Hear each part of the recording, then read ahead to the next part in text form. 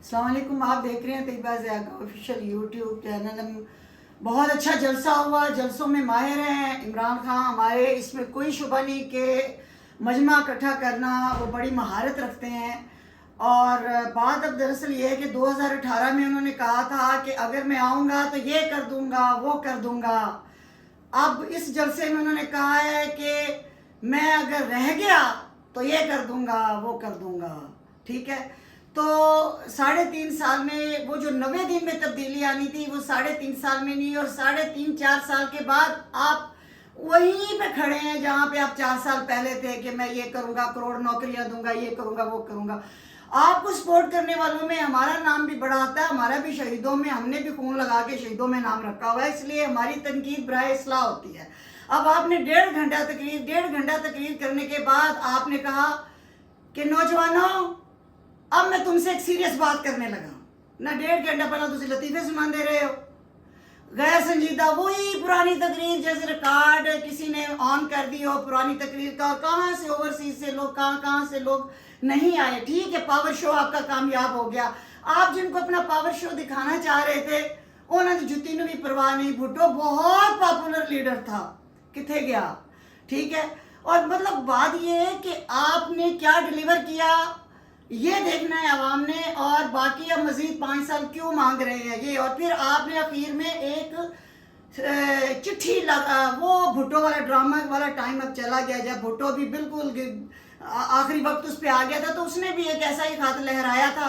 تو بہرحال آپ نے ایک خط لہرا کے کہا کہ جی مجھے دھمکی آئی ہے، آپ مجھے بتائیں، نہ بش کا زمانہ ہے اور نہ ہی آپ مشرف ہے کہ آپ کو فون آ گیا کہ جی آپ کو تورا پورا بنا دیں گے، اور مشرف نے بغیر کسی کو مشورہ کیے کچھ کیے پاکستان کو تر نوالا بنا دیا امریکہ کے۔ اب آپ کیا چاہتے ہیں کہ پاکستان دوبارہ تر نوالا بنے امریکہ کا؟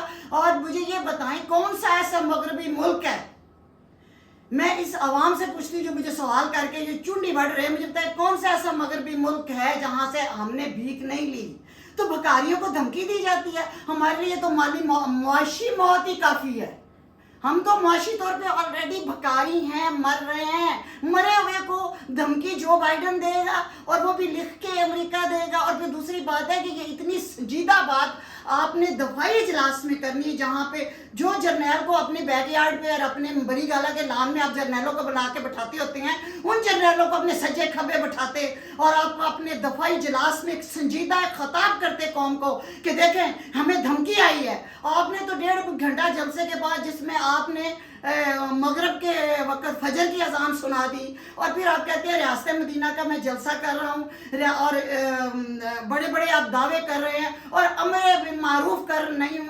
منکر کر رہا ہوں، اس میں ماشاءاللہ اس میں تو تلاوت قرآن حمد و ثنا ہونی چاہیے تھے، کجا یہ کہ مغرب کے وقت فجر کی اذان لگا رہے۔ بہرحال ان باتوں سے کجا قطع نظر ایک نہایت سنجیدہ دھمکی کو آپ نے نہایت غیر سنجیدہ ماحول میں ایک جلسے میں آخر وقت جب دم تو وہ آپ کے پاس کچھ اور سرپرائز تو تھا نہیں، آپ نے یہ کہہ دیا تو اس وقت آپ اور آپ کا وزیر داخلہ جو انتہائی امپورٹنٹ پوسٹ پہ وہ کہتا ہے میں نہیں کسی چٹھی میں جاندا، مجھے نہیں پتا کہڑے خط دی گل پہ کر دیو، شاہ محمود قریشی نے جا کے پوچھو۔